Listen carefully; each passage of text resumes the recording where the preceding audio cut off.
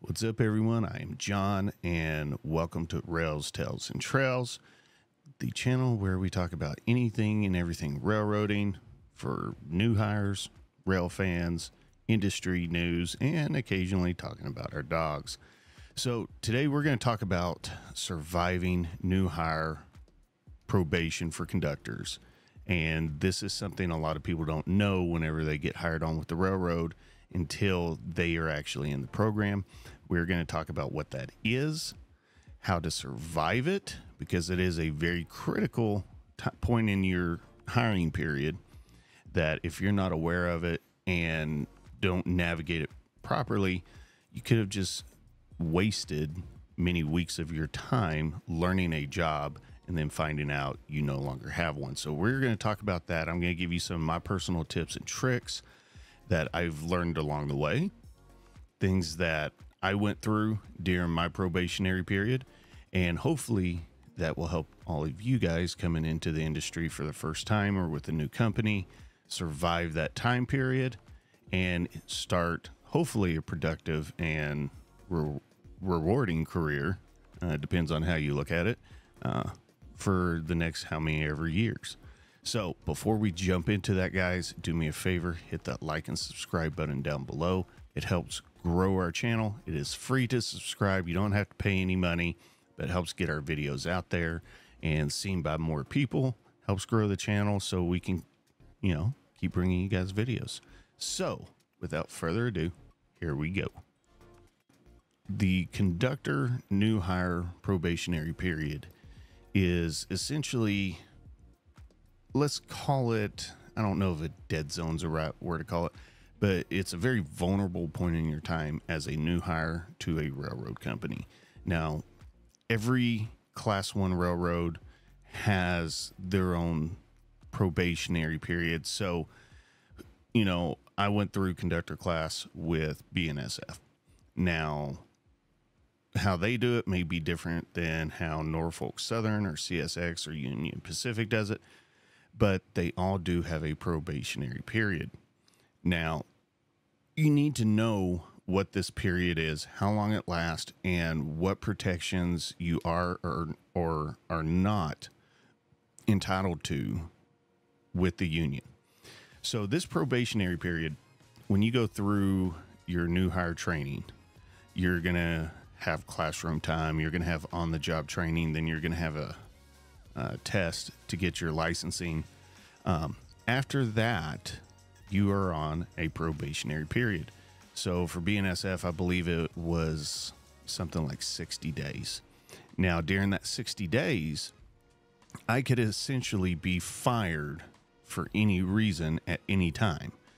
And so the trick with this is because typically during this probationary period, your union is limited to what they can and cannot do to represent you. This does not mean that you're not entitled to agreement benefits or agreement rules that are specific nationally or to that local property. It is just that you are on a probationary period. Think of it as like in Texas, it is an at-will state, which means an employer can turn around and fire you at any time for any reason. And it is what it is. You could find yourself at the end of that barrel and, well, now you're having a really bad day. So navigating this is very, very important. And because you just spent all this time learning a new job in a craft, and you don't want to just throw that all the way. However, some people may get out here and go, this isn't the job for me. You don't necessarily want to quit. Well, you're going to have a pretty easy way out. With that said, I'm just going to assume if you guys are watching this video, you want to keep your job. Well, let's go over a few things. First thing to know is reach out to your local chairman for the property you're on and ask them specifically, okay, what is the probationary period? How long does it last? And what protections am I entitled to or not entitled to regarding the union and the carrier? You need to know those because you need to know what are your rights. So first step to surviving probationary period is asking questions. Understand the situation you're in and how long it's going to last. And if you need to know if there's any caveats regarding that probation, ask questions like, hey, is there, when you talk to a local chairman, ask them questions like, okay, is there something that you typically see? Wow, I can't talk today. Are there things you have seen typically new hires do during this period that get them fired?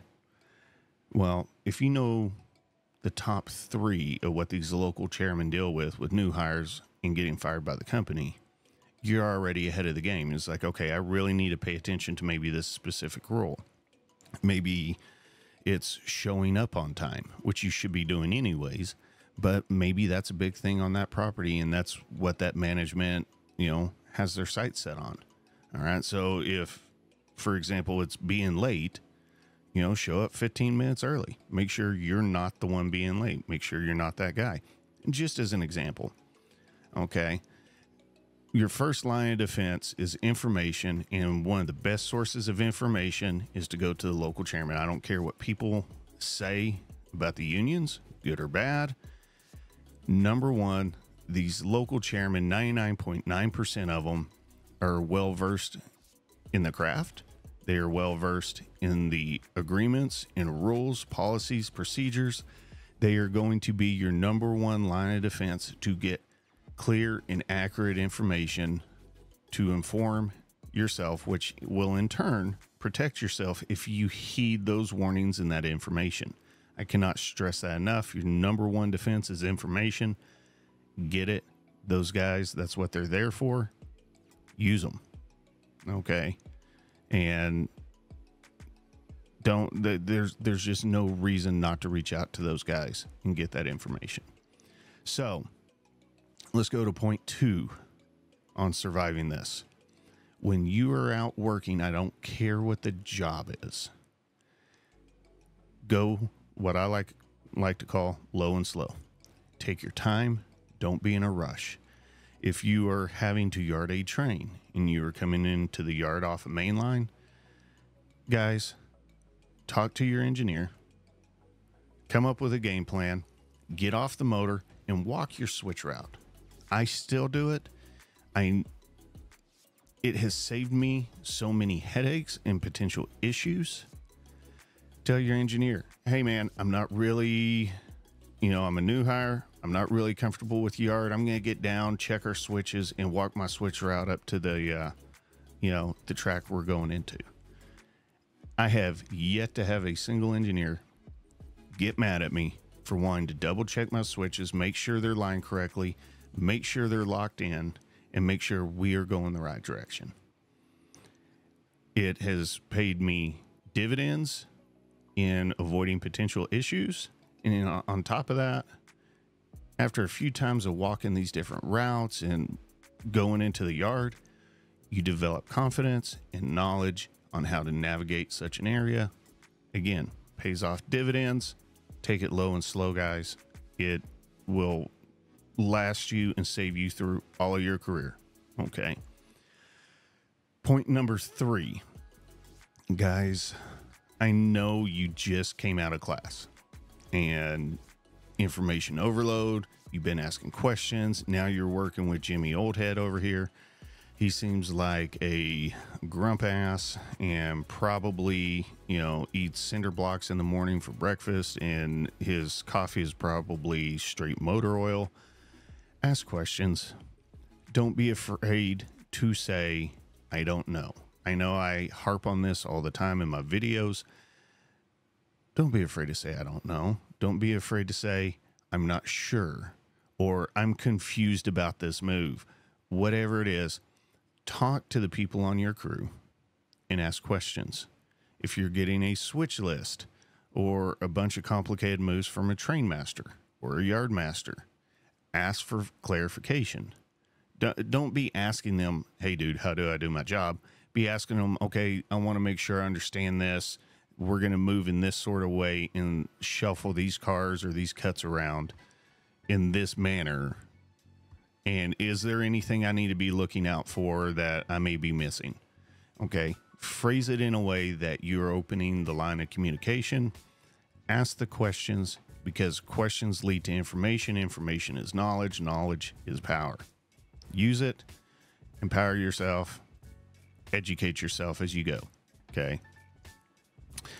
So this part involves what I was just talking about. Involve your crew in the job you're doing and set yourself up for success. Okay. You are coming right out of class. Maybe now you just got called off the extra board as a foreman. Guys, don't walk in there with the know-it-all attitude.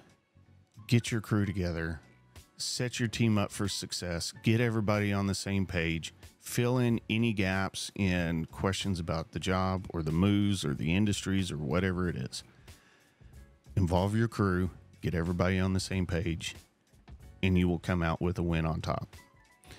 So this one I have done several times, and recently, you know, when I was going through the engine program, this is the tried and true: phone a friend. Okay. I know a lot of people don't like doing this, but it has been invaluable. It's not against the rules, but phone a friend if you have to. And what I mean by this is, I'll take me for an example. I got out on one of my first runs as an engineer, out in the middle of nowhere. And I was very stressed over it. You know, like I said, I'd just come out of class. I was having a lot of issues with some locomotives. And, you know, it was... It was pretty overwhelming for one of my first runs out of class. And so I plain and simple secured the train, set centered, advised my crew I'm going to be making a phone call. We're all in compliance for use of electronic devices. And I picked up the phone and called local chairman. And then he advised me, okay, you need to contact the road foreman and engines on this and follow these steps. And basically reached out for some help on making sure certain things were done the correct way. Don't be afraid to put a stop on something and call that person. Maybe it's somebody you worked with, maybe it's an old head, maybe it's a road foreman or a train master, whatever it is. This is a type of job that should be, the environment you're in should be one that if you don't know, you can call. Maybe that's management, maybe it's a union official, whatever, that you can call and ask for advice. This is a very dynamic job with hundreds and hundreds of rules, thousands of pages of rules, literally thousands of pages in a rule book of rules. And it is damn near impossible to know every single one of them. So when in doubt, make the phone call. Don't risk your job. Don't risk your lives. You know, if there's some pride or ego in there, pick up the phone, call someone, get the answer. If they don't know the answer, typically, you know, like our road foreman, he's very knowledgeable. If he doesn't know, he has no problem saying, hey, you know what? That is a good question. I'm going to make some phone calls myself and find out. Typically, all these, especially these class ones, have rules hotline that you can actually, okay, we're going to stop the job here. I got to call the rules hotline, and you can call and ask for clarification on rules and how they apply to whatever you're doing. And these guys know the rules inside and out. And so, you know, that's a resource to use as well. But whatever it is, phone a friend, get the answers, get the backup. Don't be afraid to pick up that phone. So we're about to get to our last few points here. And this one, I see it quite a bit with new hires. And I understand it's overwhelming with you guys coming out of class. But it is, do not work scared. When you're working scared, you're going to make mistakes. Now, I'm not saying don't be cautious. I'm not saying be arrogant or overconfident. What I am saying is simply don't work like somebody's holding a gun to the back of your head. That's where you're going to make mistakes. That is where you are going to overlook things. But work with a healthy and humble respect for the equipment, the job, and the area and environment in which you're working. But do what you got to do. If you're literally working scared and you're that fearful, you need to go ahead and put a stop to the work, take a step back, and do whatever you got to do to calm yourself down. But when you're scared, you're going to make mistakes.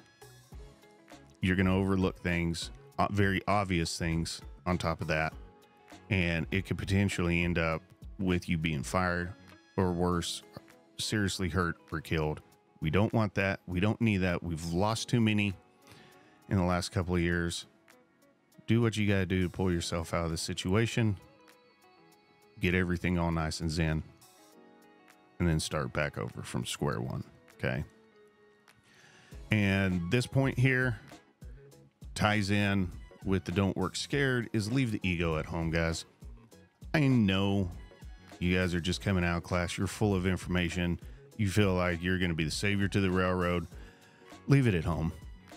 I have seen more new hires with the big egos come in and jeopardize their job, their crew members' jobs, and even their safety because they think they're the 15-week-old head. Be humble. Leave the ego at home. Be a sponge. Be an open book. Take in the experience that is offered to you to be, from these other engineers, from these conductors, the people that have been out here working this job, and build your foundation. But leave the ego at home. Now, so with all that said, I hope those tips help. It is what I learned from my personal experience going through conductor class and probation and seeing how the programs have changed and what new hires are going through now. The key point to all of this at the end of the day is take control of your success, your future, and how your job goes. And you can do that by going low and slow. Take your time, ask questions, guys. This job can bring a lot of benefits to a person and a person's family. However, it's a very dangerous job. It's easy to get very complacent with it. And it is just as easy to lose your job as it is to die doing this job. And you need to keep that in mind every day you go to work and set the tone and the mentality of how you're going to do that job before you ever even leave the house. Guys, I hope you have a safe hiring period in OJT. And if you're wanting to do this as a career, I hope that you guys have a healthy and safe career. But please be safe out there. There are too many injuries. There's too many deaths. And a lot of people are getting fired for needless things that they don't need to be getting fired for. So guys, take control of your future. I appreciate you guys watching and joining in. Don't forget to like and subscribe down below. I hope you guys have a great day. We'll see you on the next one. Here we go.